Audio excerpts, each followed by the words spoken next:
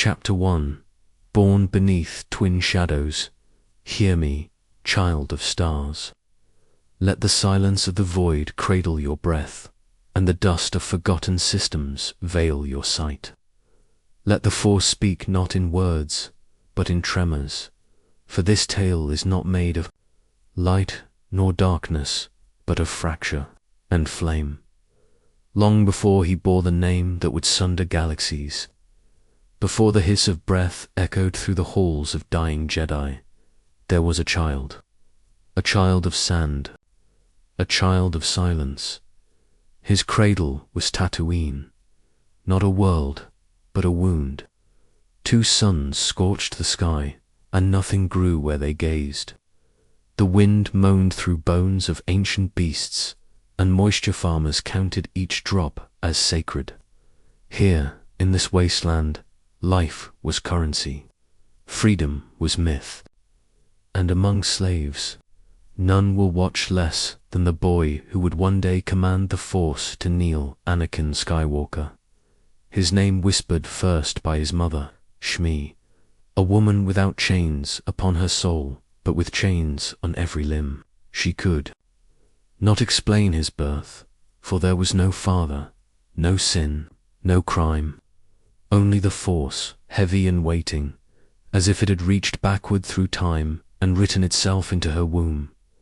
They lived in the shadow of Watto, the Toydarian trader whose wings stank of greed and spice.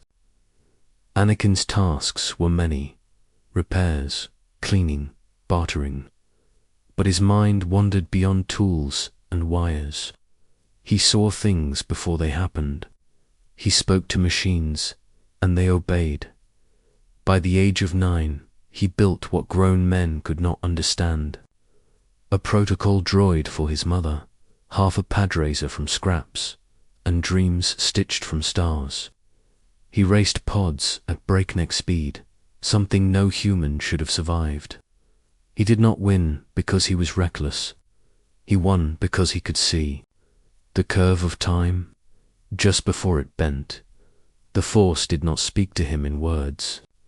It lived inside his blood, restless, half awake, like something remembering itself through him. But no Jedi walked these dunes. No scrolls or temples gave his visions form. And so the Force coiled deeper into his marrow, unnamed, untrained. And yet, watching, he dreamed, even then, of ships in fire, of stars cracking open, of voices he did not know, screaming names he had never heard. The future pressed against the veil of the present, and his soul began to ache with a longing he could not define. A longing for freedom, for purpose, for escape. And so it was that the winds of the Force moved beyond the child, across the stars, to a man named Qui-Gon Jinn, a Jedi, but not like the others. He did not serve the Council's rigid doctrine. He listened to the Force where others debated it. When Qui-Gon stepped upon Tatooine's soil, the air shifted. He had come seeking a part, a ship's salvation, but found instead a boy in the boy's eyes. He saw not innocence, but a storm. In his blood, he sensed what no Jedi had felt in 1,000 years. A vergence, a fracture, a spark unbound, a chosen one. The ancient prophecy stirred that one would come, born of no father, to bring balance to the Force. But prophecies do not offer clarity. They offer hunger. Qui-Gon watched as the boy raced again, this time for his freedom. The engine screamed, the sands flew, and time held its breath.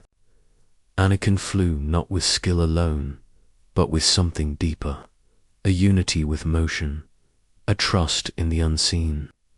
He crossed the finish line, victorious, breathless, free. But freedom is a narrow thing. The boy would not leave alone. His mother, bound still in Watto's chains, could not follow. And so he wept, not with fear, but with guilt. He had longed to be a Jedi, to touch the stars. But he had not asked for it to cost her. She placed her hand upon his face. "Don't look back," she whispered. And so he didn't. He walked away, into the desert, into destiny. Behind him, Tatooine burned quietly beneath twin suns. Never. Remembering the names of those at Irthed. Above him, stars turned. The Force stirred. And somewhere in the future, darkness began to rise, not with fury, but with a whisper. He was only a boy, but the galaxy would feel his breath forever. Let the stars remember what the living forgot. Let the Force record what the Jedi feared. Let the name Anakin Skywalker begin. Again, and so ends the first veil of memory, whispered. Not concluded. Chapter 2. The Phantom and the Living Prophecy. Listen now, for the veil deepens. Let your breath slow. Let your mind hollow. What comes next is not truth, but echo not. Memory, but myth. In the sanctum of the Force, names are shadows, and futures bleed backward through time. This is how the boy became a symbol, and how symbols begin to rot. He arrived on Coruscant, that blinding jewel, crown of the Republic, where towers stretched like daggers into the sky, metal upon metal, light upon lies. The Jedi temple rose at its heart, serene and still, yet hollow in ways the galaxy could not see. Within its stone walls, the Force was studied, but no longer trusted, feared even. Guided perhaps, but never obeyed. Anakin stood among robed giants, their eyes weighing him not as a soul, but as a storm. He was 9 years old, dust still clinging to his boots, silence still humming in his chest. And yet, when he spoke, the Force trembled. When he listened, the shadows deepened.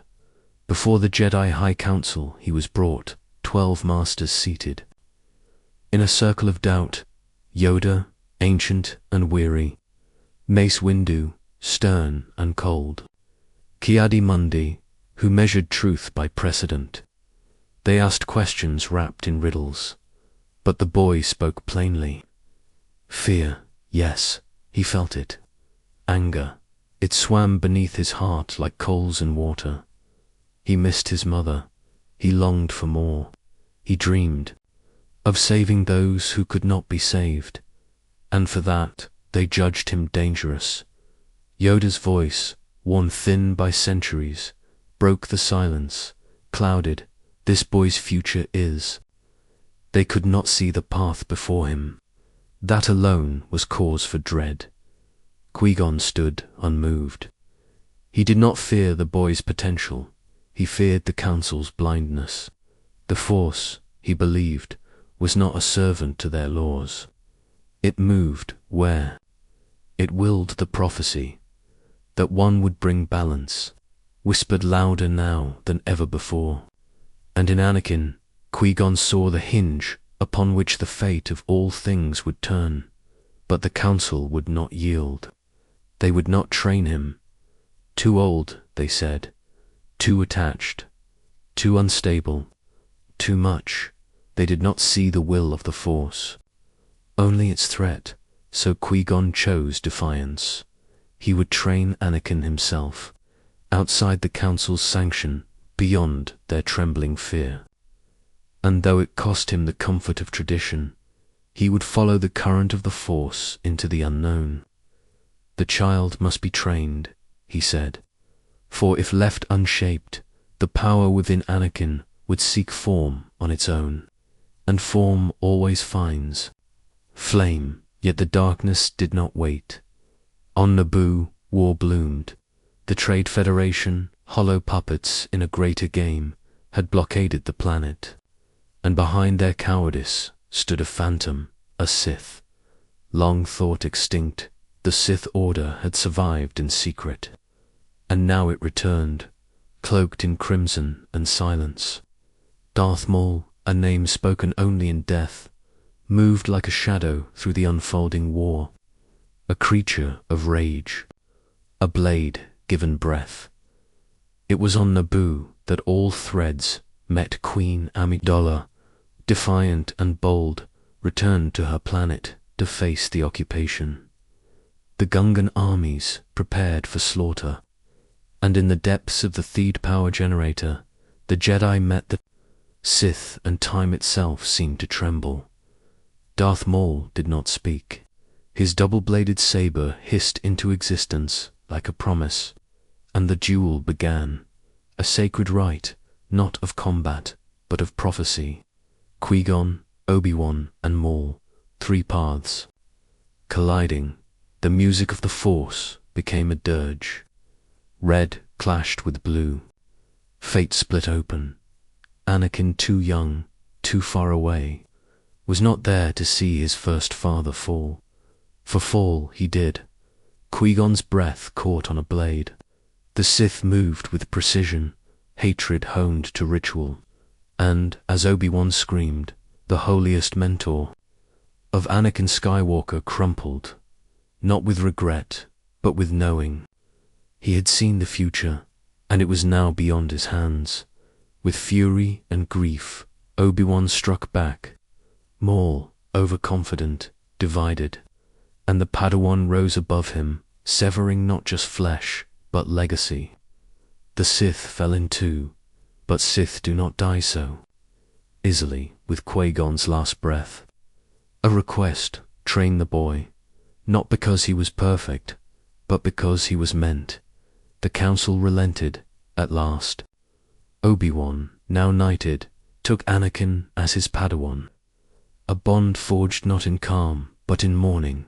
Yet none of them, not the council, not Obi-Wan, not even Anakin, saw the deeper truth that the shadow had already entered the temple, that the Sith Lord who orchestrated Naboo's war still walked among them, cloaked not in armor, but in civility, that Palpatine, newly named Chancellor, had taken his place at the heart of the Republic, and that from his lips soon would come the boys.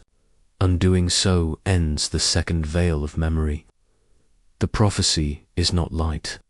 The prophecy is not dark. The prophecy is wound. Chapter 3. The path of Jedi, laid in bone, come closer to the wound. Breathe slowly now, for the air grows thinner. This part of the tale lies buried beneath robes and ritual, beneath temples and chants. But the rot was already seeping through.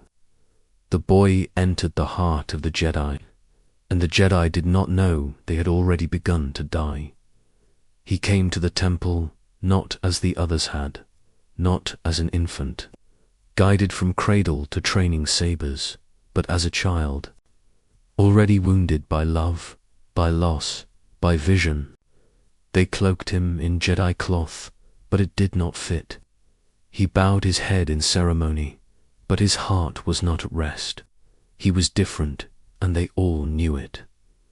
Obi-Wan trained him, as he had promised Qui-Gon, dutiful, disciplined. But Obi-Wan had never wished for this mantle. He was young himself, newly knighted, still carrying grief like a second shadow. He loved the boy, he feared the boy, and worse, he misunderstood him.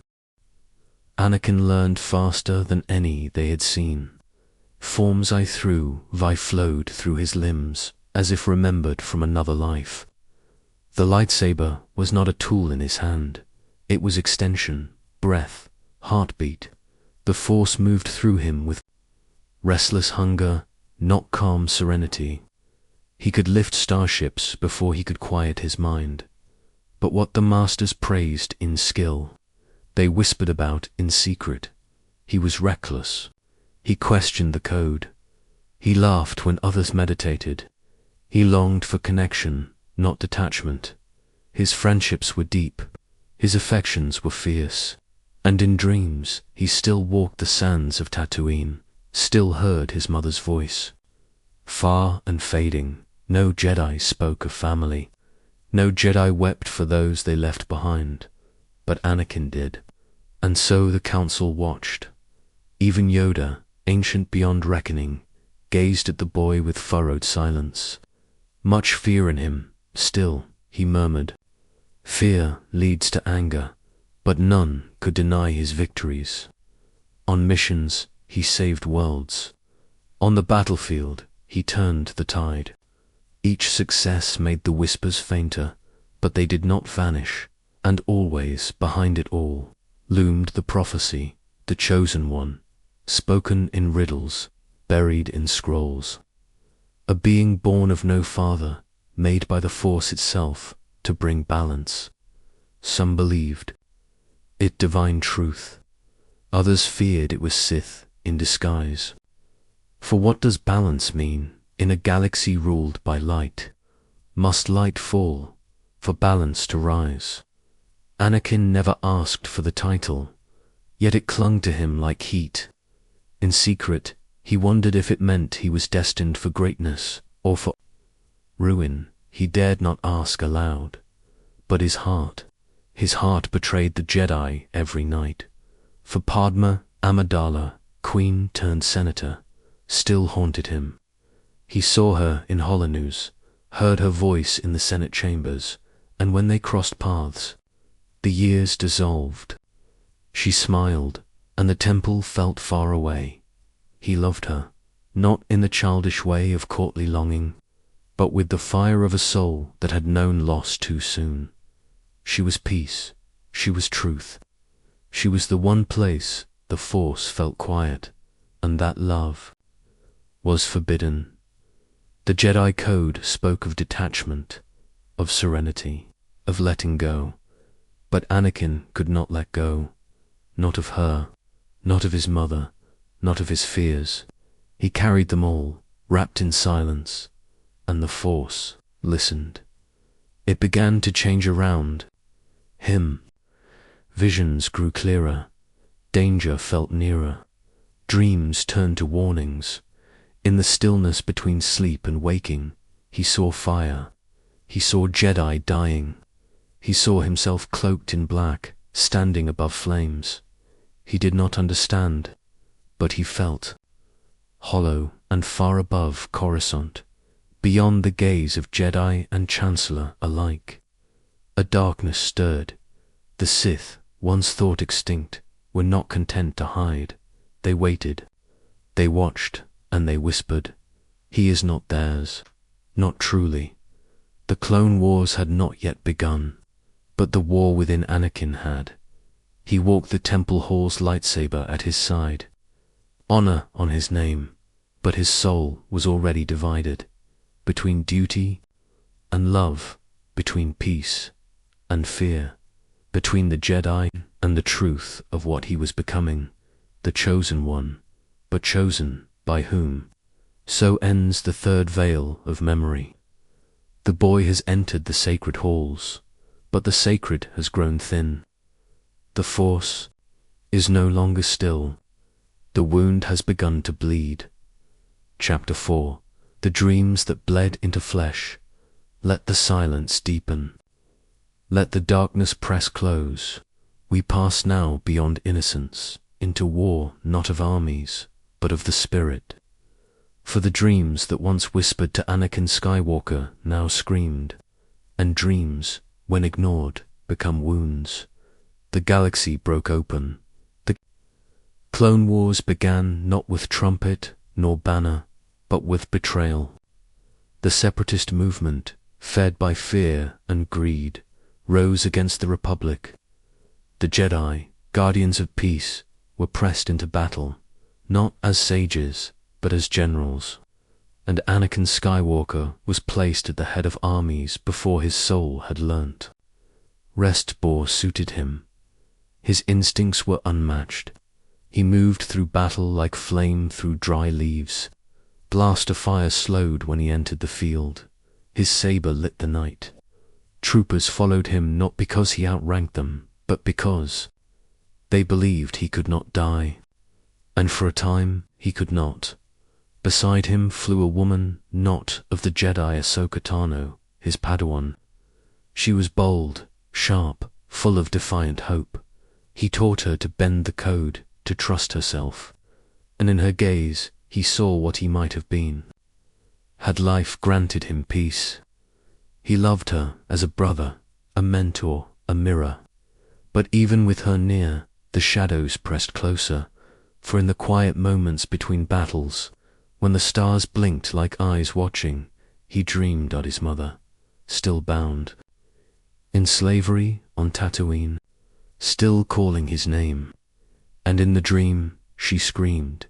He returned against orders, against reason. He found her in the sands, bound, bloodied, dying in the hands of Tusken raiders.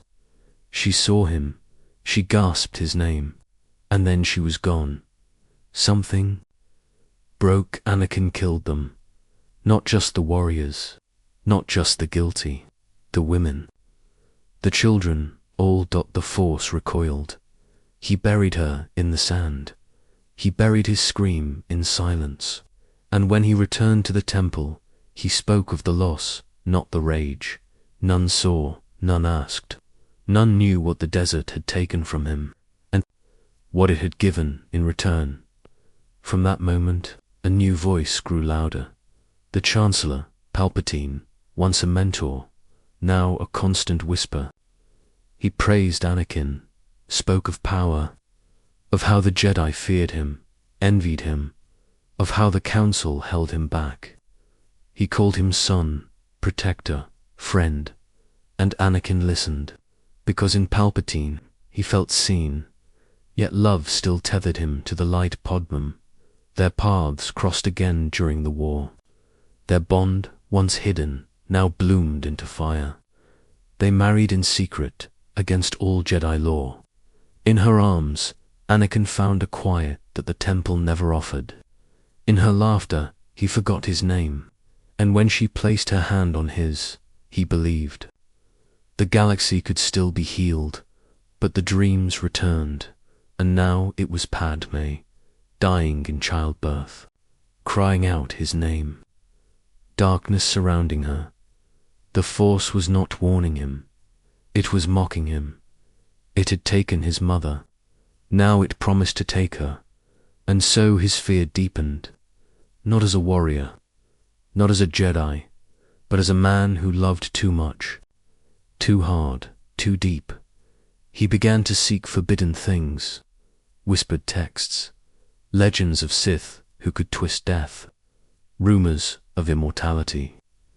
And again, Palpatine was there. He spoke of Darth Plagueis, a Sith Lord who could create life, stop death. Power beyond any Jedi. Anakin listened. He was no longer asking what was right. He was asking what was necessary. The Jedi Council sensed his unraveling. They granted him a seat on the council, but not the title of master. A slight, a denial. And in that moment, something colder than anger took root. Not rage, but betrayal. They tasked him to spy on Palpatine, to break the trust that had become his anchor. He said yes, but inside, he fractured the boy who had once dreamed of freedom was now chained by prophecy, war, love, and fear. He was not becoming Vader, he was becoming hollow. So ends the fourth veil of memory. The dreams no longer speak, they scream, and the one who would save begins to destroy. He does not know it yet, but the dark has already learned his name. Chapter 6. The temple burns in silence. Do you remember the stillness before the scream? The galaxy held its breath, caught between two dying stars. On the surface of Coruscant, beneath towers of ivory and light, lay the sanctum of the Jedi, the temple, both fortress and cathedral, a monument to peace carved into the heart of war.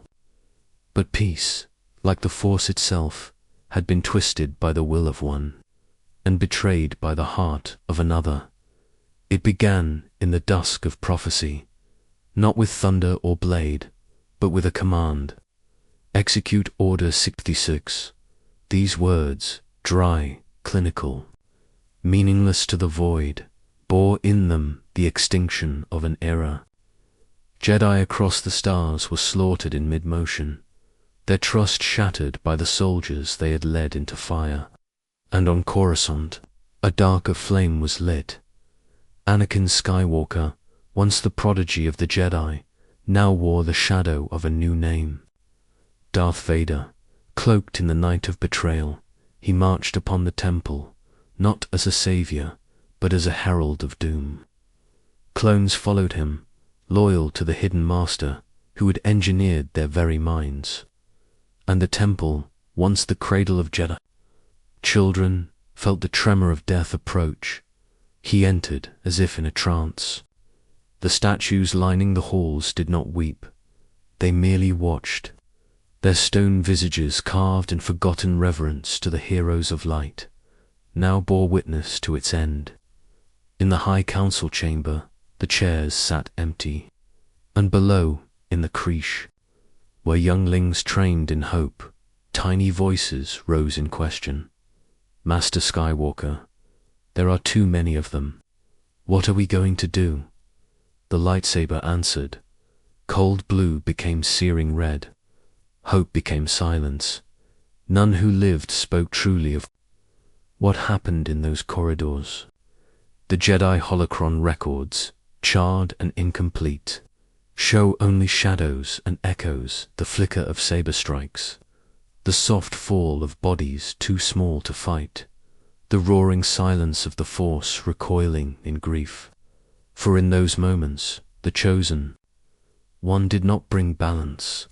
He unbalanced all things. The temple did not burn from fire alone. The Force itself caught flame, a metaphysical scream across the stars. Jedi Masters miles away gasped as if struck, their spirits shaken by something ancient unraveling. The Kyber crystals buried in the temple's heart, attuned to harmony and growth, cracked with grief. Some shattered, some sang. A few went dark forever. And still, above this silent devastation, the twin stars of deception continued to turn. Palpatine, now revealed as Darth Sidious, stood before the Senate, cloaked not in secrecy, but in applause.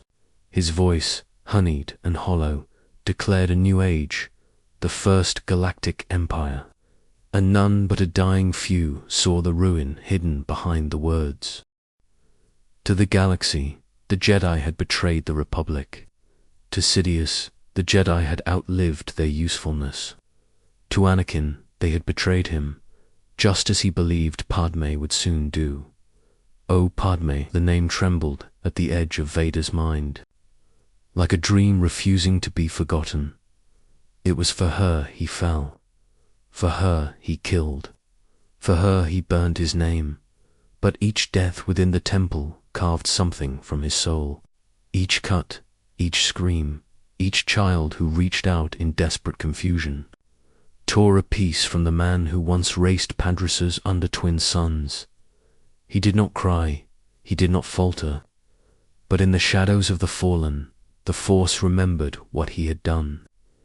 It etched it into the walls. It echoed it in the dreams of survivors and Yoda.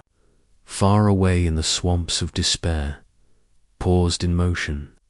His heart convulsed. He felt it, the weight, the loss, the wound in the cosmic weave that would never truly heal. A darkness unrooted, now planted in the heart of what was once sanctuary. The temple did not fall in war. It fell in silence. Not even the clones who scoured its libraries and vaults understood the depth of what they had helped destroy. Artifacts 1,000 years old, gone. Scrolls penned by the first masters lost. Spirits who had once whispered to meditating minds, silenced. But something remained, a flicker, a trace, a phantom memory of a boy who once asked too many questions, a Padawan who once leaped too far, a knight who once loved too deeply. Not even Sidious understood that the Force remembers. The temple may have burned, but in its ashes, something ancient began to stir, and far below, hidden deep in the lowest vaults, untouched by flame or fury, a single holocron flickered to life. Not Jedi, not Sith, something older, something that whispered of timelines not yet written, and choices that could never be undone. Do you hear it now? The silence that followed the slaughter was not empty. It was filled with echoes of what might have been, and the Force, scarred, wounded, watching, began to weep for its fallen child. Chapter 7. The Covenant of Shadows and Smoke. The temple still stood, but it no longer breathed the same air. The Jedi walked its corridors, but something darker now moved beneath their feet, like smoke through ancient stone, a whisper beneath their thoughts. For the Chosen One had not only been trained, he had been wounded. The wound did not bleed. It pulsed in silence, unseen, like a fault line beneath the crust of a doomed world. And no one, no master, no knight, no prophet dared look directly. At it, Anakin Skywalker had grown powerful. Too powerful. His feats in battle inspired songs among the clone legions. He charged through fire, through metal and bone, with the Force like a storm at his heels. On Munalinst, on Jabium, on Yavin 4, he had become more than a Jedi. He had become a weapon, and with every victory, the blade within him dulled to morality and sharpened to rage. The war was his cathedral now, the thunder of gunships, the hymns of dying clones, the silent scream of 1,000 shattered droids. This was his gospel. Peace had become a far echo, a philosophy too thin to grasp. In its place, war offered clarity. It gave him purpose, a stage, a reason to exist beyond the Council's stares and Skywalker's own doubts. And then came visions, not dreams. No, Anakin's sleep had long since been devoured by the Force. These were not dreams, but prophecies that clawed at his soul. His wife, his secret pad, Amidala, dying in childbirth, her breath stolen by shadow, her fingers limp in his hand, her eyes fixed beyond him, her body cold. He awoke, drenched in sweat, and the galaxy felt smaller. He sought guidance in the temple, but found only riddles. Yoda warned against attachment. Obi-Wan counseled patience, but they spoke in the tongues of peace, and Anakin was now a creature of war. Their voices sounded like ghosts. It was then that the dark began to truly speak, not as a voice with words, but as a truth felt in the marrow, a knowing beneath knowing. Palpatine Chancellor, mentor, guardian began to unravel secrets in quiet, calculated tones. He spoke not as a Sith, but as one who understood power. He did not chide Anakin for his anger, nor his fear. He honored it, encouraged it. You seek to save the one you love, he murmured, eyes like black suns. Then perhaps the Jedi are not the only path. There are older ways, forbidden, yes, but not evil, not if the goal is love. And thus, a covenant began not signed in blood, nor spoken aloud, but made in glances and unspoken hungers. Anakin began to walk between temples, the temple of light that feared his name, and the shadowed throne that welcomed him. He moved like one hunted by fate, and in truth he was, for the prophecy did not promise joy, it promised balance, and balance cannot come without ruin. In secret, Anakin spoke with Padme about the child to come, a hidden life, a sacred life. He smiled for her, but already the darkness coiled around his spine. Already he looked beyond her, toward what must be done. The Jedi would not save her. They had never saved his mother. They had never saved him. He visited the Jedi archives in the dead of night, searching records long sealed, Darth Plagueis, ancient rituals, essence transfer, force, alchemy, forbidden paths twisted through the databanks, marked in red, encoded by fear. The archivists had buried them, but the Force remembered, and the Force spoke. It showed him glimpses of what he could become, of what he must sacrifice to save her. In those hours, Anakin did not feel like a man.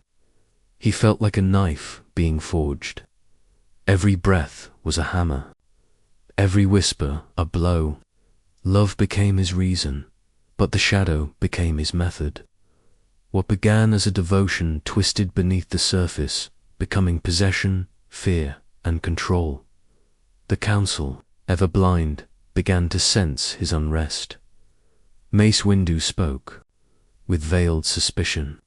Yoda cast long silences into their conversations. The walls were closing in, and yet Palpatine drew closer. Then the final veil began to fall, in a chamber cloaked in red and ancient design.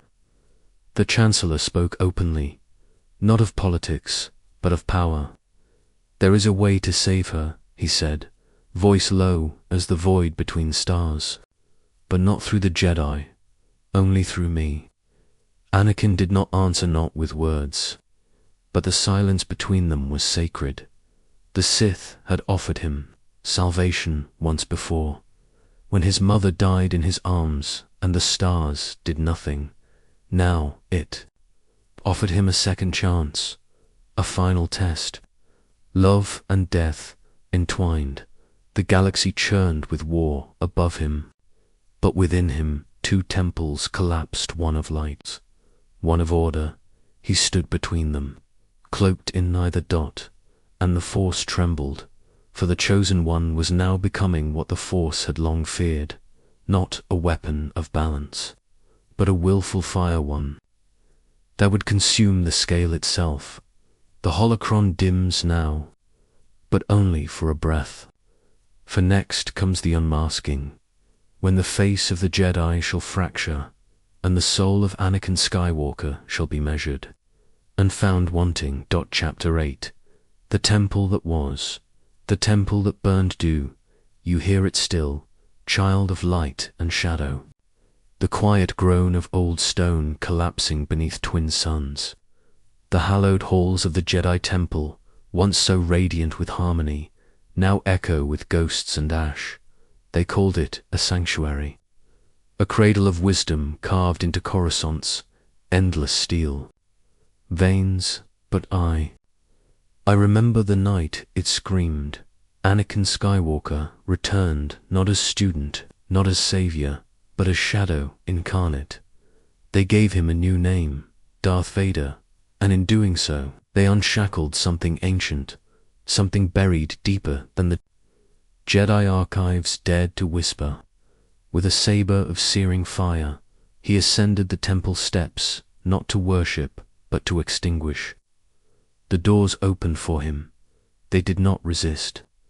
The temple recognized him. It remembered him. The boy who once dreamt in its chambers, now come to unmake all its dreams. Within, the children waited, younglings, fragile and open to the Force, trusting. He stood before them as twilight in human form. Their tiny eyes did not understand the darkness in his. They spoke his name, Master Skywalker. There are too many of them. What are we going to do?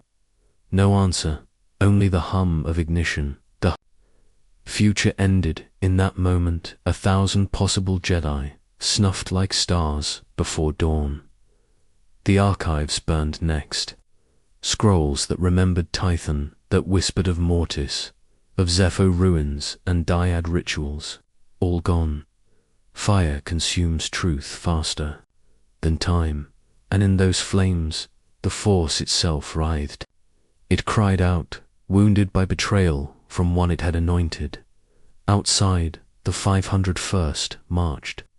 Clones, born to obey, their loyalty twisted to tyranny. They poured into the temple behind their fallen general, blasters raised, eyes unseeing.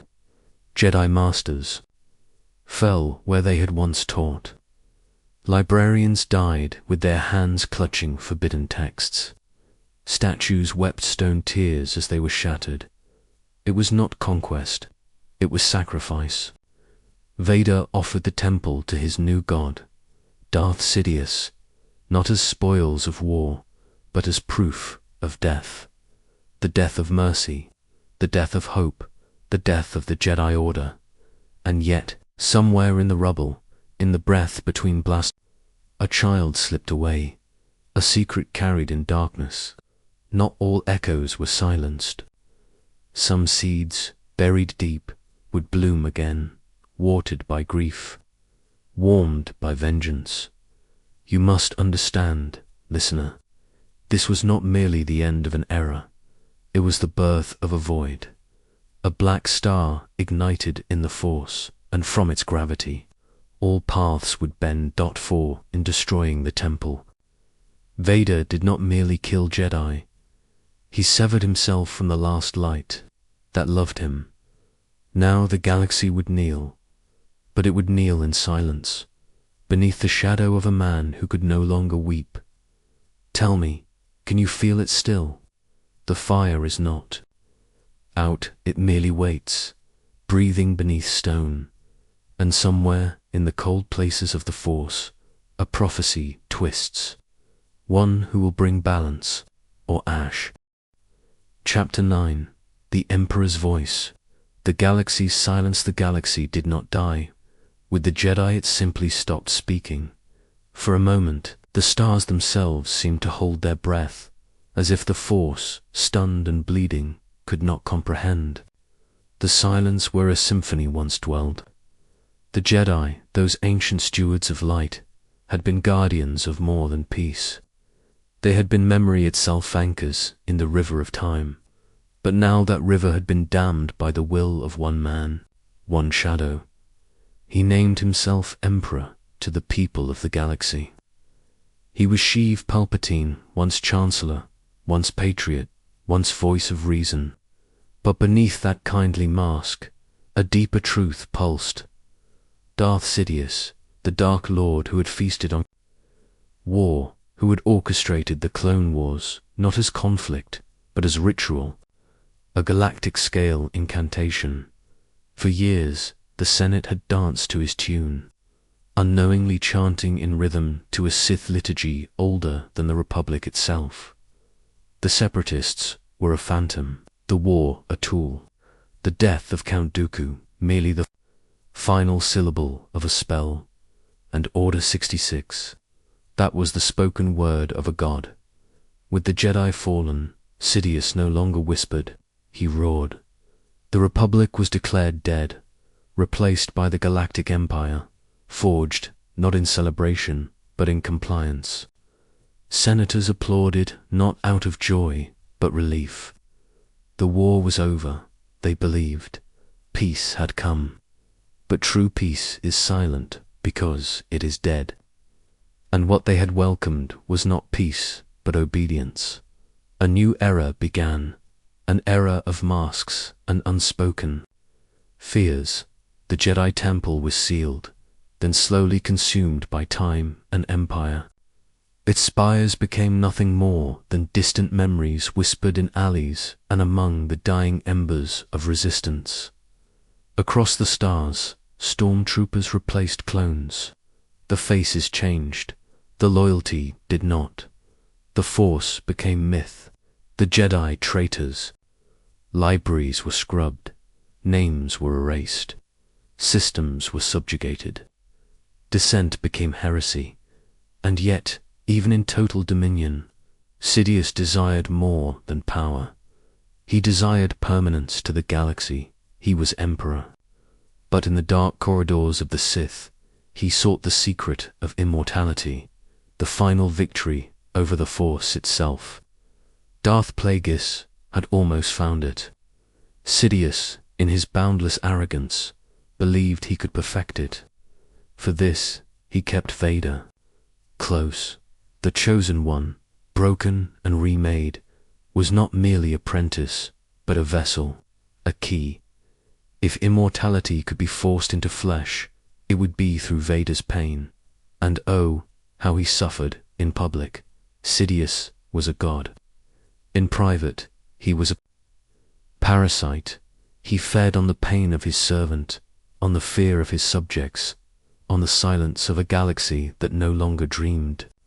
And yet, behind his smile, there was always the void, that gnawing emptiness no crown could fill. He ruled from a throne, but he listened not to courtiers or governors. He listened for whispers in the dark, for rumors of survivors, for hints of Jedi, for prophecy, for Skywalkers, because he knew that destiny was not so easily burned, that the Force, though wounded, could not be silenced forever, that somewhere in the ashes the embers of rebellion smoldered, that Vader, though obedient, was still a man once named Anakin, and that names, like stars, can reignite if spoken in the right breath. So he watched, and waited, and plotted, for the voice of the Emperor was now law. But he feared the day the galaxy would remember. How to speak, the silence was his greatest triumph, and his most fragile illusion. Chapter 10. The ashes of Mustafado, you hear the black smoke still rising. It coils like a serpent around the broken stars of memory. It chokes the breath of time, winding through the corridors of prophecy, through the screams that echo in the molten caverns of Mustafar. Here, in this tomb of flame and betrayal, the final illusion of Anakin Skywalker is burned away. Here, the dark birth of Vader is not completed, but forged in agony, in fire. In the wrath of the Chosen One turned destroyer, they sent him here not as a knight, but as an executioner. The separatist leadership, the last architects of a galaxy in torment, gathered under the command of Count Dooku, now leaderless, awaited a victory that would never arrive. They prayed to false promises, unaware that their salvation had already been slaughtered, for Sidious had no more need of their Warrenly its memory.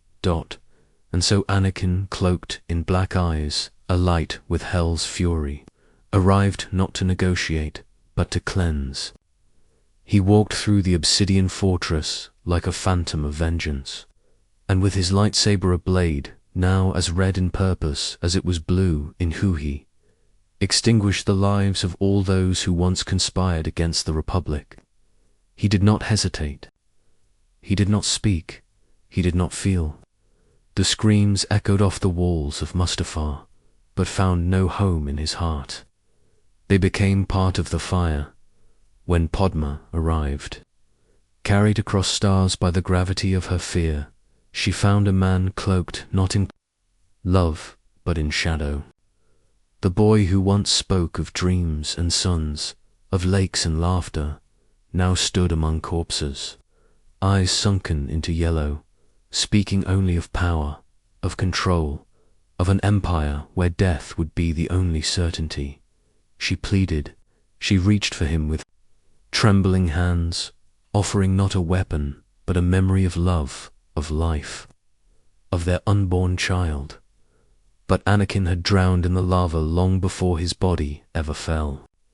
He accused her of betrayal, of siding with Obi-Wan. And when the Jedi Master emerged from the shadows, it was as if fate had come to collect its debt. Let her go, Anakin. Those words should have been enough, but they were not, and so began the duel, not between Jedi and Sith, but between what once was and what now would be.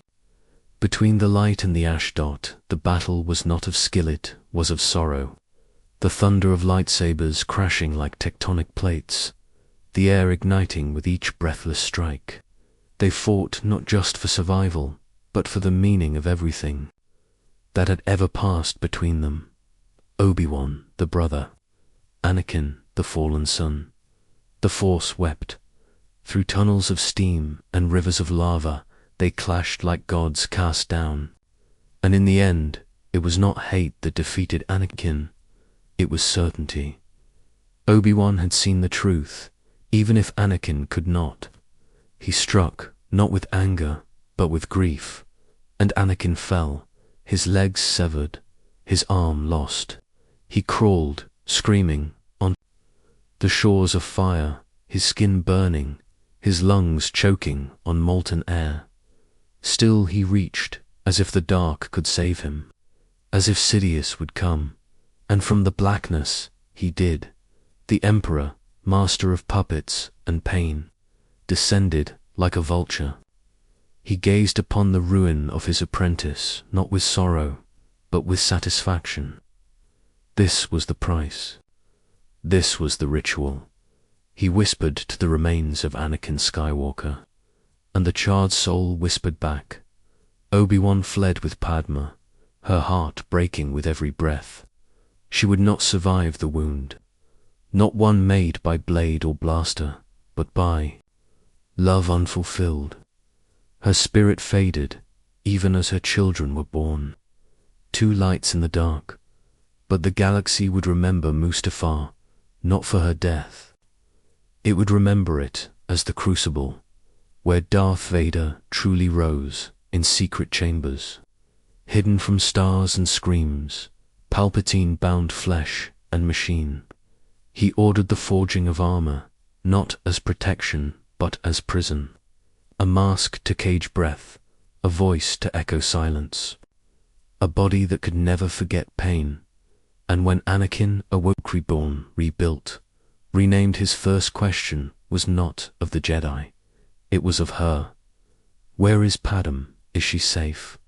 A lie answered him. In your anger you killed her, and something broke again.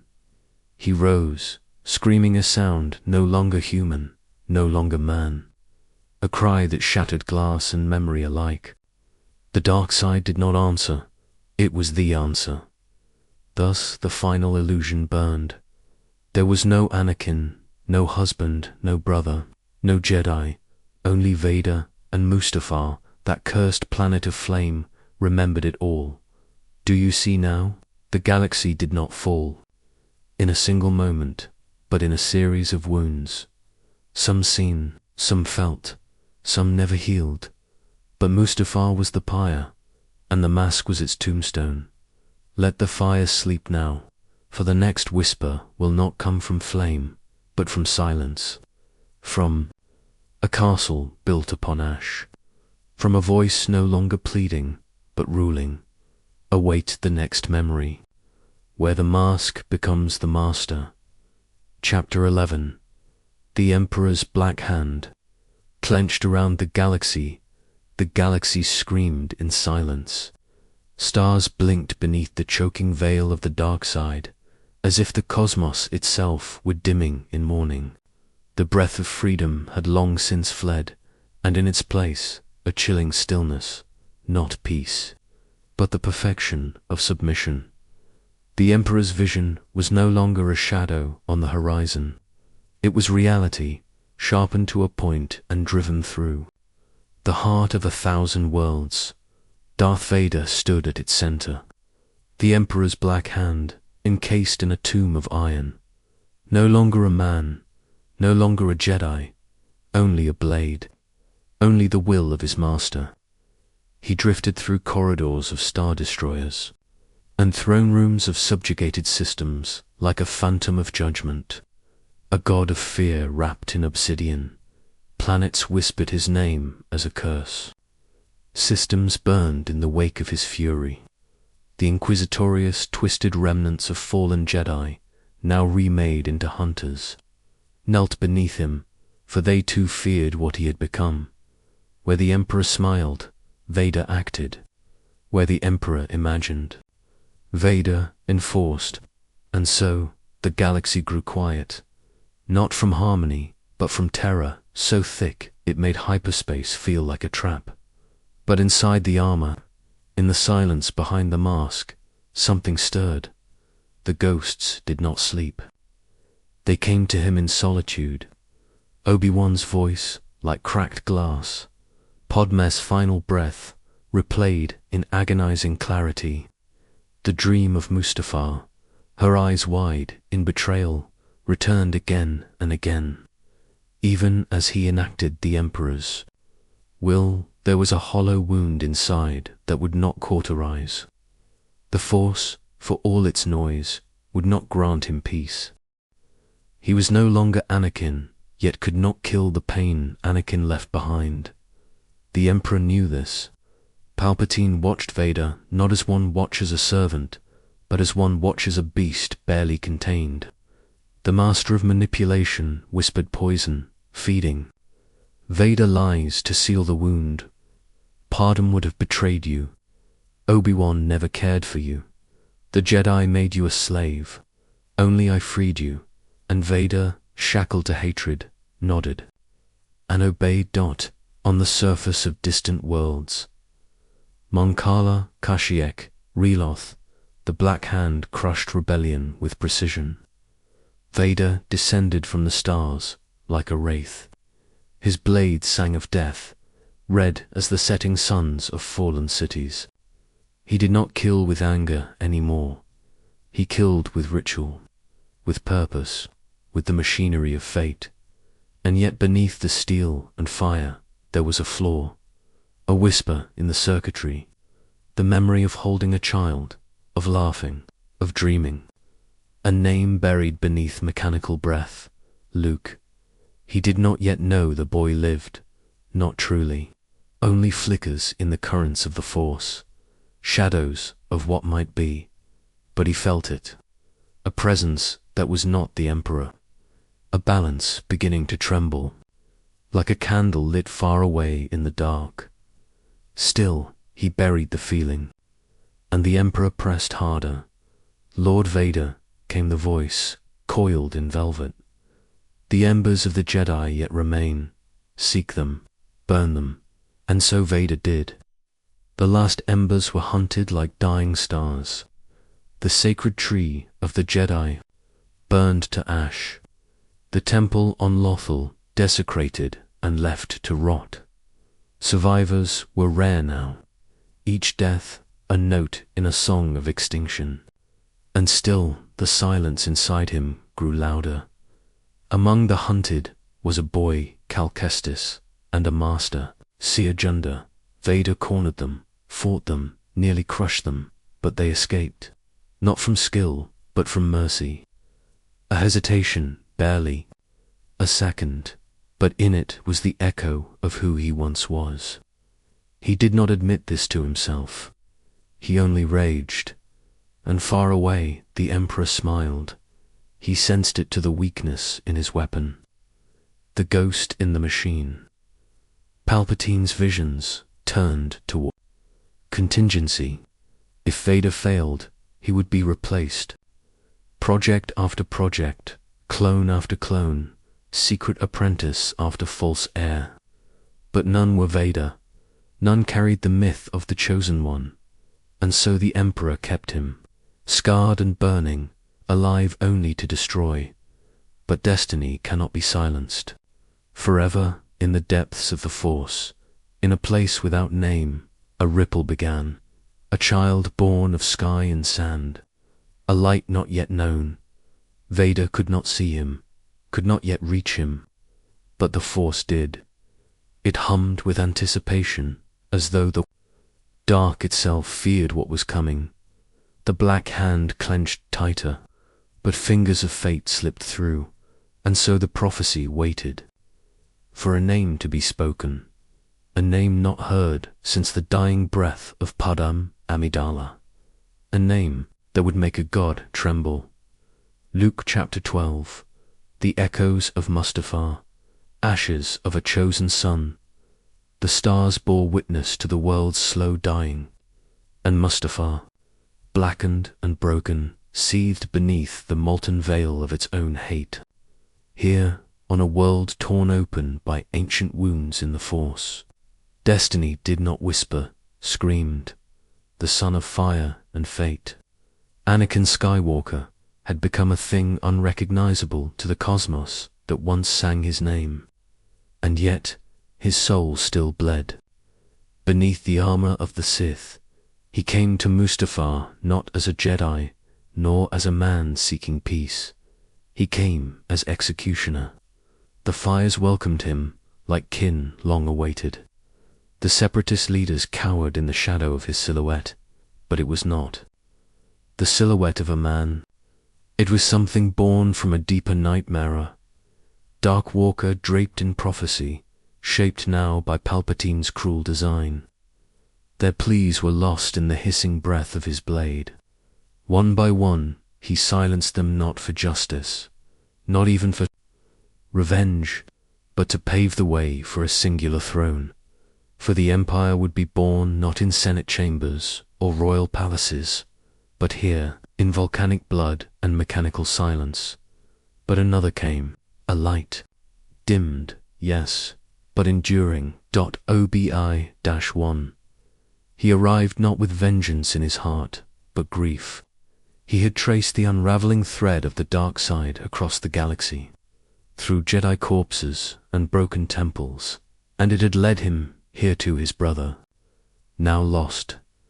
The confrontation was never a duel. It was a lamentation sung in sabers and ashes. "Anakin," he whispered through smoke, "what have you become?" And the answer came not from lips, but from the cold voice of Darth Vader. "I have brought peace, justice, and security to my new empire." The old master saw through it, for he had trained the child, walked beside the boy who had dreamed of freeing slaves and ending wars. He knew Anakin's soul, and he now saw it suffocating behind Vader's eyes.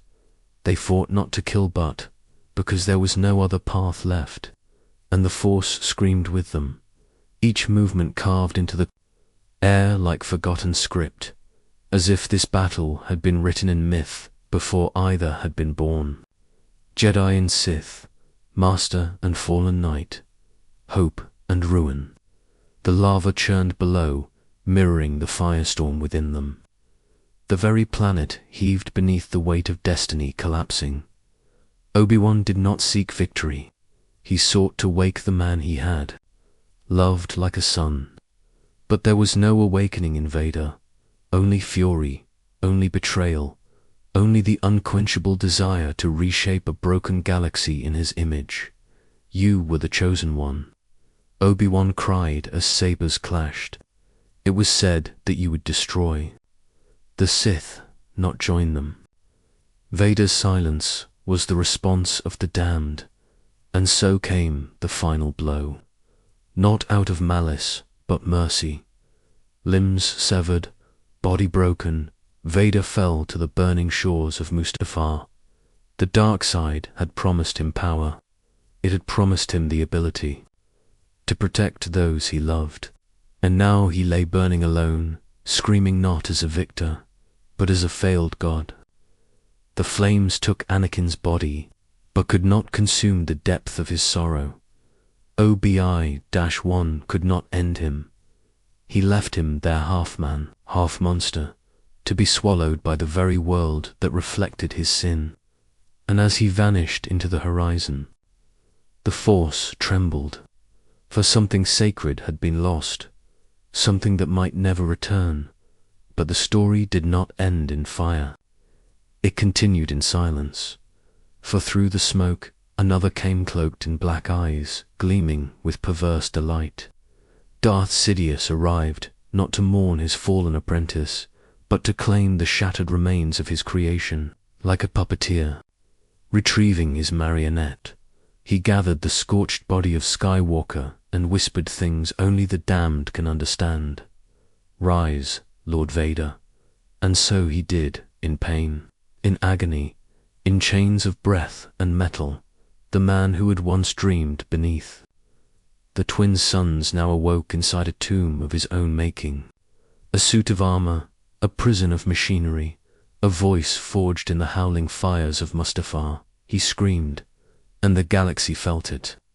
A scream not of rage alone, but of loss, of the light extinguished, of the soul fractured. And the Force, wounded by the turn of its chosen son, wept.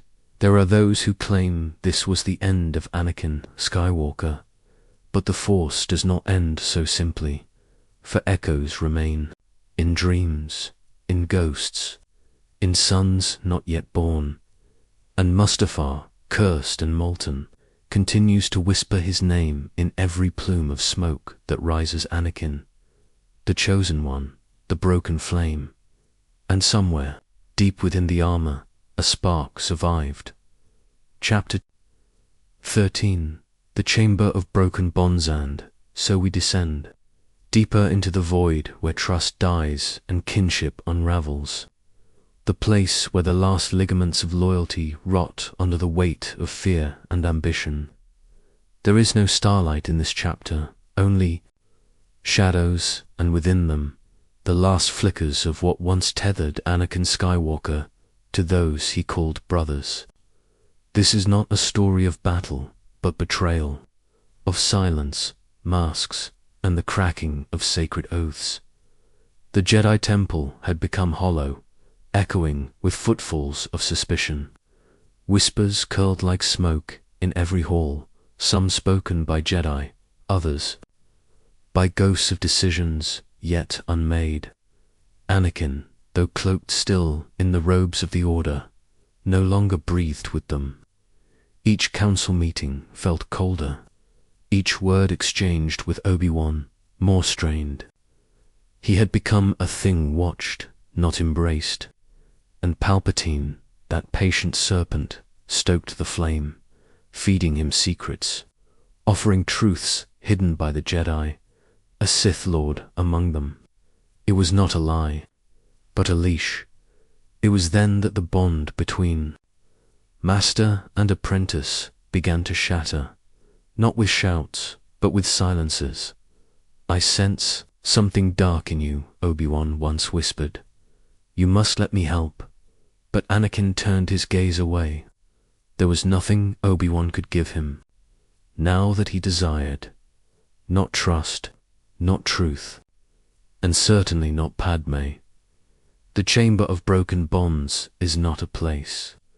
It is a moment stretched in memory, a funeral of friendships, a slow fracture of the soul.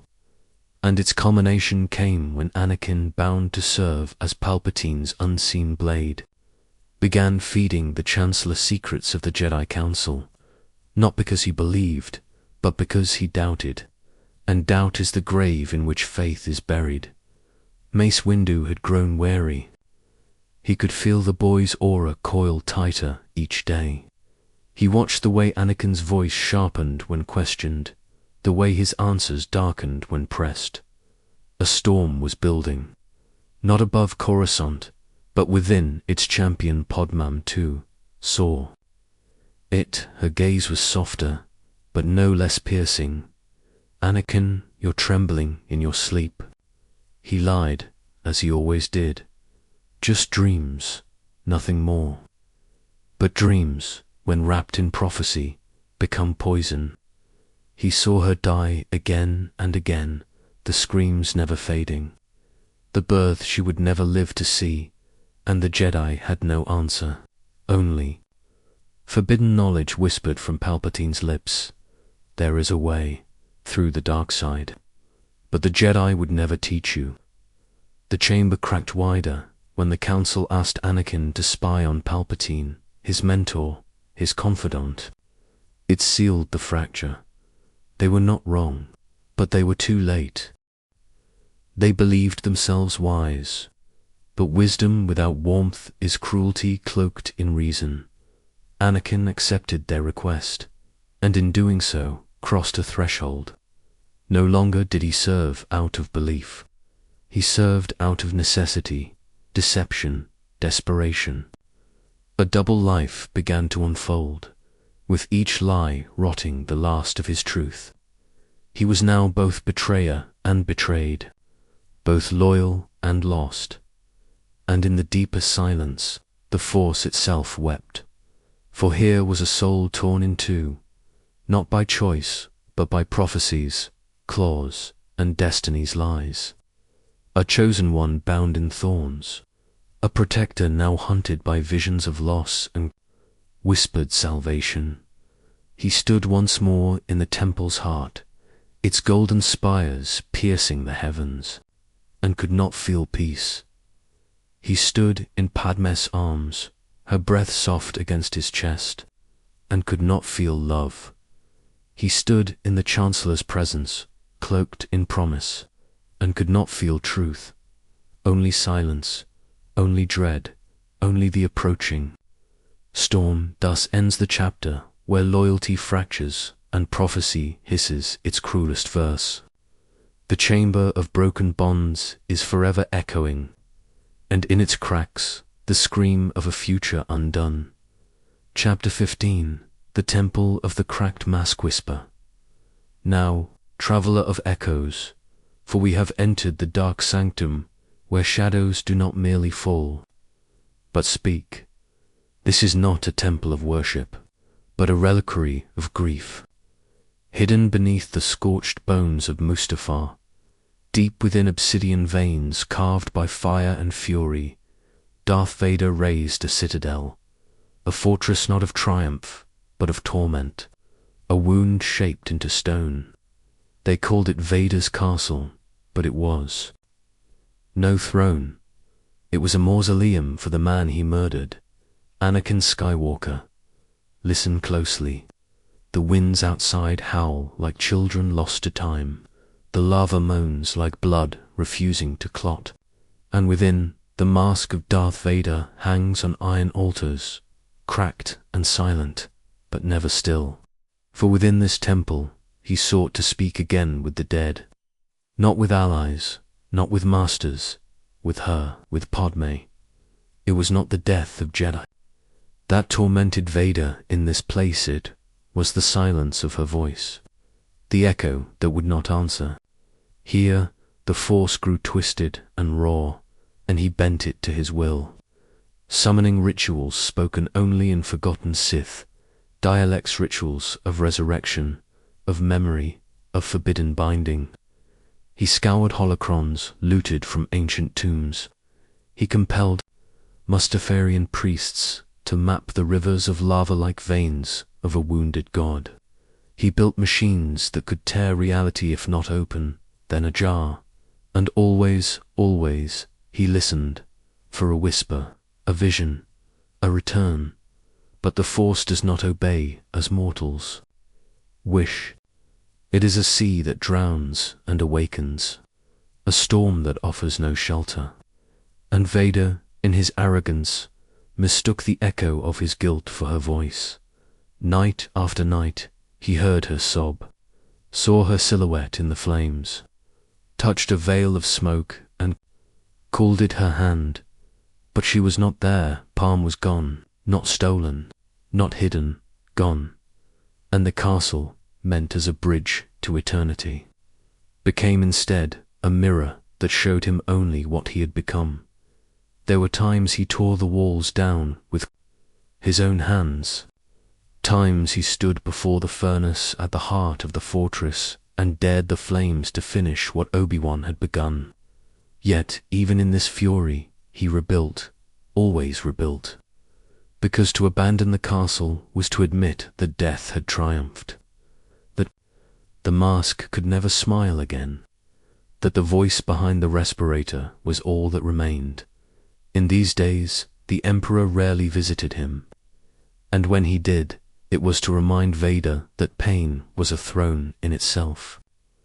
That longing was the price of power. But even Palpatine knew this temple had become more than a weapon. It was a gate to madness, a cradle for heresy, and he watched warily as his apprentice stared too long into the dark. It was in this fortress that Vader began to drift from his master. Not openly, not yet, but the seeds were laid, seeds watered by grief and dreams. He began to question why Palpatine had never tried to save her, why he had lied, why the dark side had not kept its promise. How the cracks began to spread. For a Sith, doubt is death.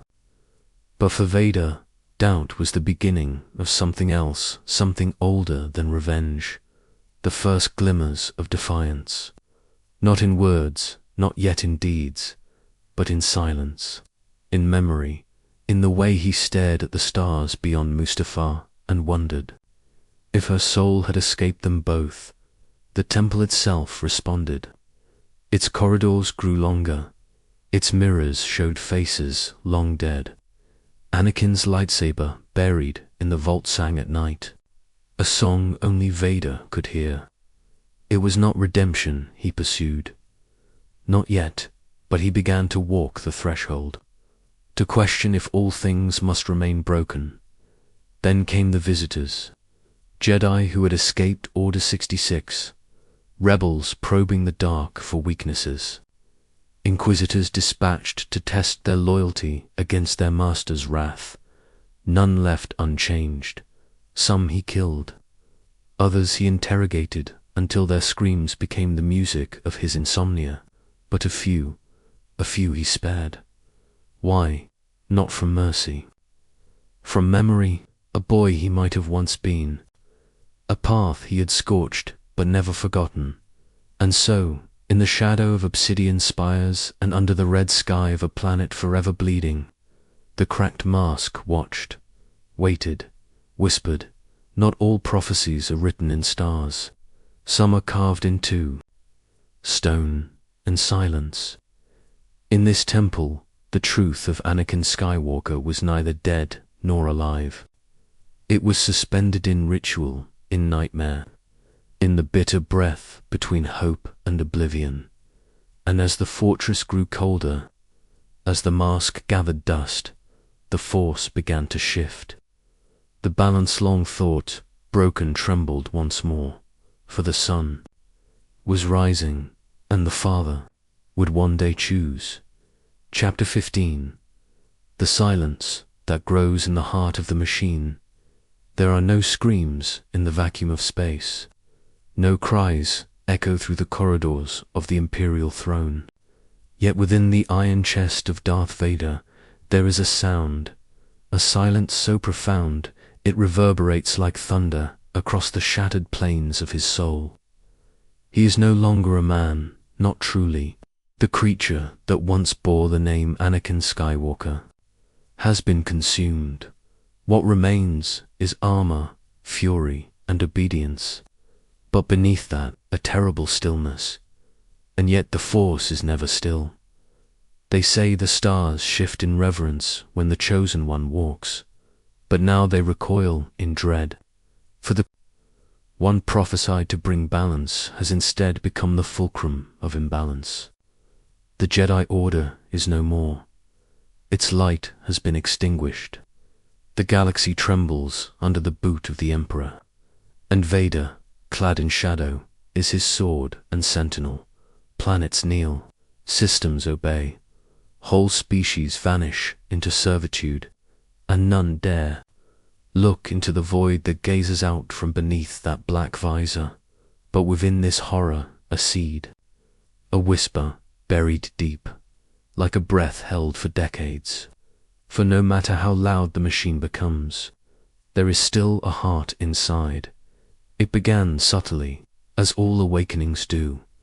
On a routine inspection of Outer Rim operations, Vader's shuttle descended upon the rain-soaked world of Avadot, a mining colony whose workers had rebelled.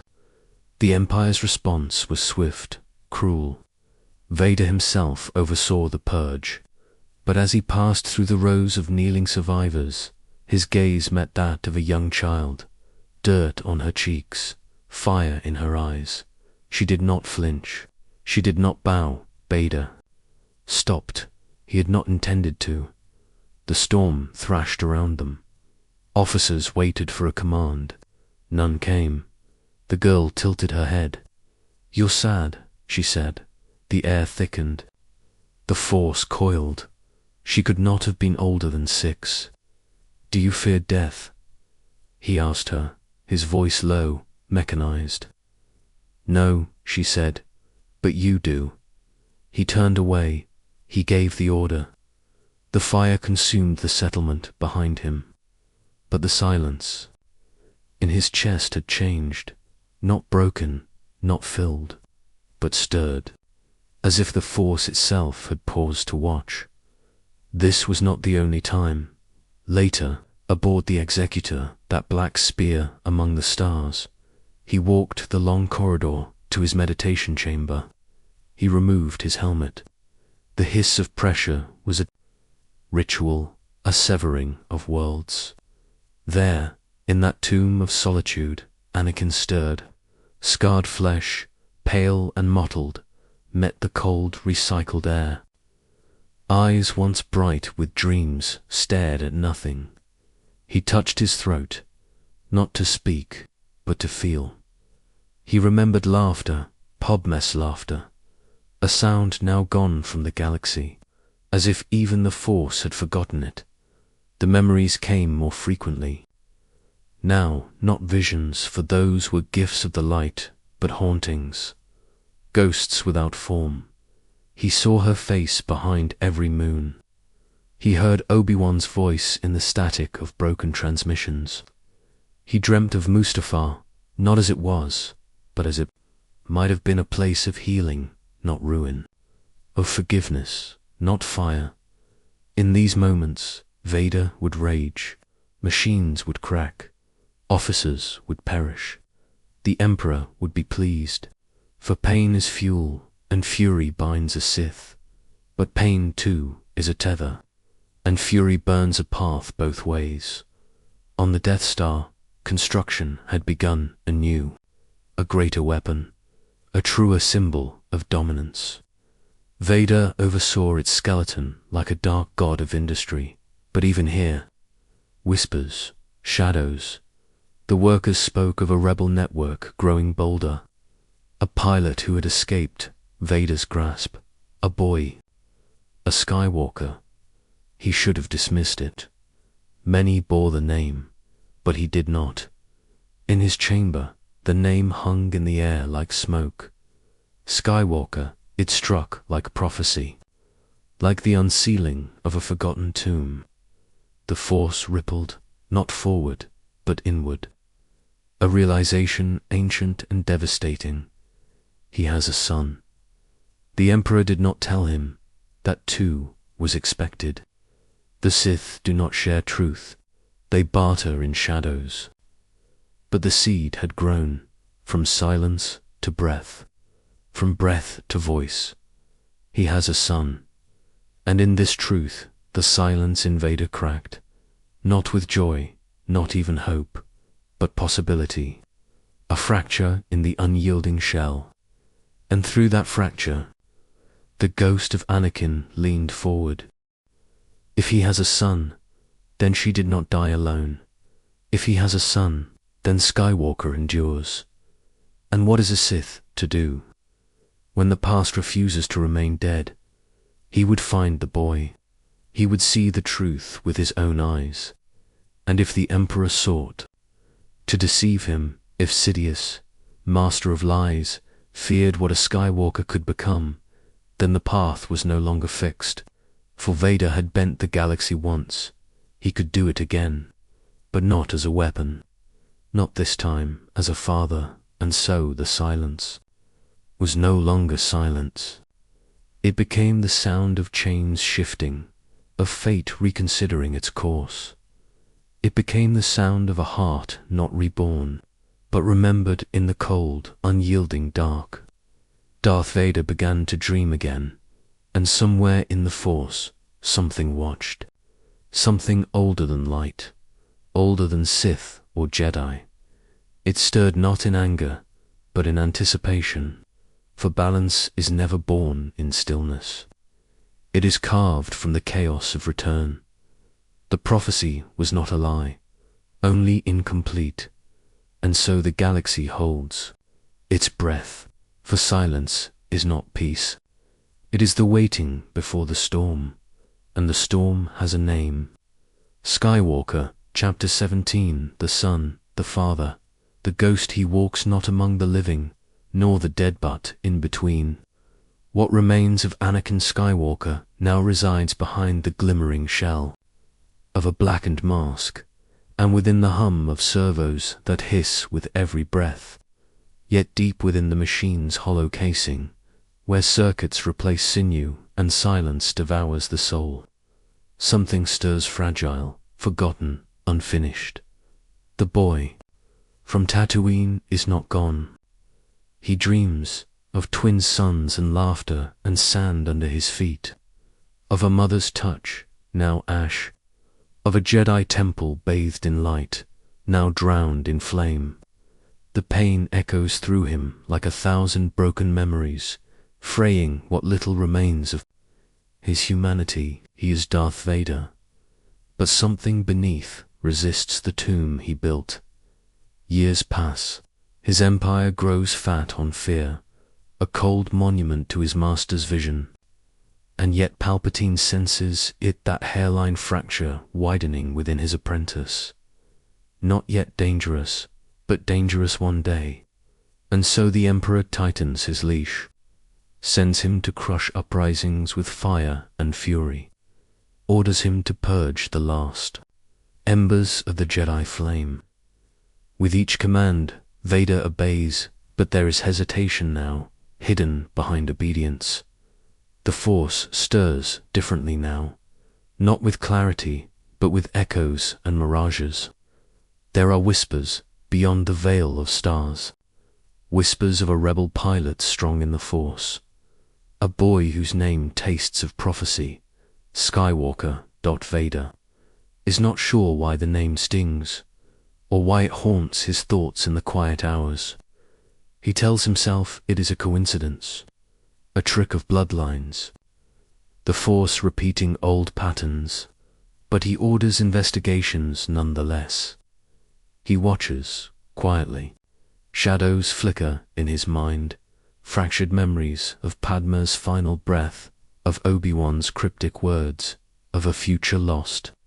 The name returns again and again. Look, the boy's face resembles hers, not his, but the fire in his voice, that is. Anakin's, the Emperor knows. He plays his game with venomous calm. He whispers to Vader of destiny, of trials, of tests. He asks if Vader would destroy this child, should the moment come. Vader answers, yes, of course. He has no son. But the lie decays like rust through durasteel. Deep within, the ghost of Anakin screams, and that scream becomes longing, and that longing becomes obsession. He seeks Luke not only as a target, but as a reflection, perhaps even as a cure. In the shadows of Bespin, that moment arrives. Father and son meet upon trembling steel above a gas giant. No crowds, no witnesses, just sabers and silence and the storm of the Force between them. Luke is raw, but strong, braver than Anakin was at his age. Vader is stronger, but older, slower, not in body, but in will. For every blow he strikes, a memory rises of Obi-Wan, of Ahsoka, of Padme. He defeats the boy, and he does not kill him. Instead, he speaks a truth once buried. I am your father. It is not a boast. It is not a weapon. It is a wound laid. Bear a cry from the abyss. He offers not death, but alliance. Together they could destroy the Emperor, rebuild the galaxy, father and son. But Luke refuses, leaps into the unknown, chooses death over darkness. And in that choice, Vader feels something he has not felt in decades. Shame. He returns to his master, silent and changed. The Emperor watches, always watching. He tightens his grip. Luke becomes a symbol, not just to the rebellion, but to Vader himself. The ghost within him awakens further, now chained in mourning. For the first time since Mustafar, Vader begins to question, not the Emperor's commands, but the very meaning of his own existence. Is he merely a weapon, a mask, a thing? And then, amid fire and final battles, he confronts the boy once more. Endor burns in the distance. Luke surrenders willingly, trusting. The goodness he believes still sleeps within his father. Vader scoffs, but trembles. You don't know the power of the dark side, he growls, hollow. I feel the conflict within you. The boy says, soft, it is unbearable in the throne room. Of the second Death Star, destiny coils for its final strike. Sidious tempts the boy as he once tempted.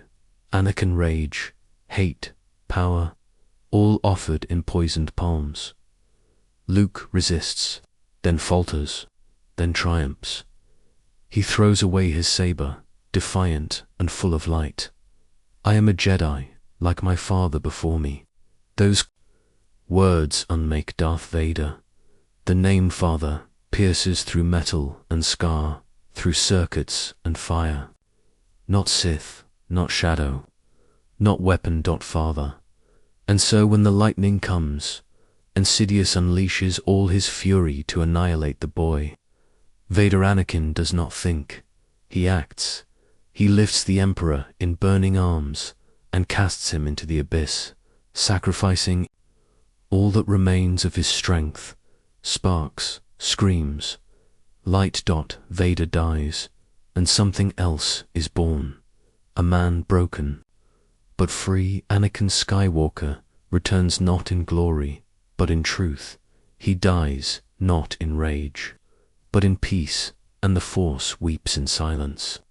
As prophecy bends at last, but even death is not the end, for in the currents of the Force, where spirits drift like echoes, something ancient stirs. The Son survives, the Father lingers, and the galaxy, though redeemed, remains forever wounded. In the next chapter, we shall descend deeper, past the veil of redemption, to ask, was it ever truly finished? Or does the darkness merely slumber, waiting for the bloodline to bleed once more? Chapter 18. The last echo of the chosen and. Now, the cycle closes. The sons of Tatooine set once more, not in flame but in silence. The Force, ancient and torn, begins to murmur again in forgotten tongues. For the echo of Anakin Skywalker has not vanished, has only changed its shape, within the veils of the unseen, where the living Force meets the cosmic, where time folds upon itself like a dying star. The prophecy is heard again, not as triumph, not as salvation, but as lament. The Chosen One did not bring balance as the Jedi dreamed, nor did he bring eternal dominion as the Sith had schemed. What he brought was stillness, a pause, a death in motion.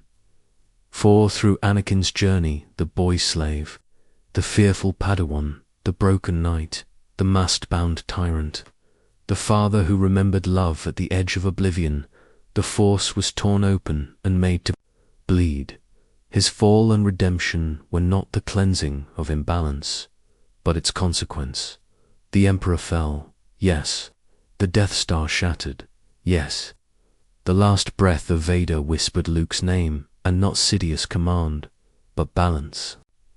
No, that illusion died with the Jedi Temple's flame. Anakin's sacrifice burned away the cancer of Palpatine, but the wound beneath remained. The Force had been scarred too deeply, its memory poisoned by centuries of war, dogma, and desperation. And so, the wheel began to turn again.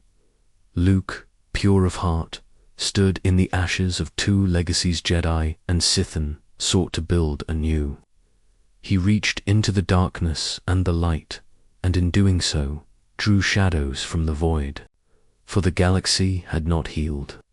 The trauma of empires, of chosen bloodlines, of sacred weapons and dead prophecies, still pulsed. And from that pulse, new false messiahs would rise. Knights born of fire and ruin, wanderers chasing ghosts of Jedi codes, children raised among ruins of temples, believing themselves saviors, and still the Force murmured its dread lullaby. For in some alternate thread of fate, Anakin never turned. In others, he destroyed both Jedi and Sith and crowned himself a god.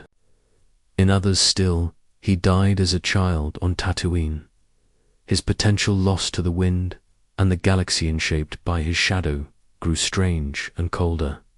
And in one, perhaps none of this ever was, and so the holocron dims, its voice fades into dust. You have heard the tragedy not of a man, but of a fulcrum, a blade that was asked to become a bridge, a storm that was told to bring peace. The myth of Anakin Skywalker endures not because it is sacred, but because it is unfinished. In every generation, someone will ask, was he the chosen one? And the Force, wounded and whispering, will never answer. Clearly, for the Force does not care for heroes, only for balance. And balance is never still. So sleep now. Listener, sleep among the stars and the screams and the broken prophecies. The darkness has paused, but it has not ended, not while the Force still dreams, in pain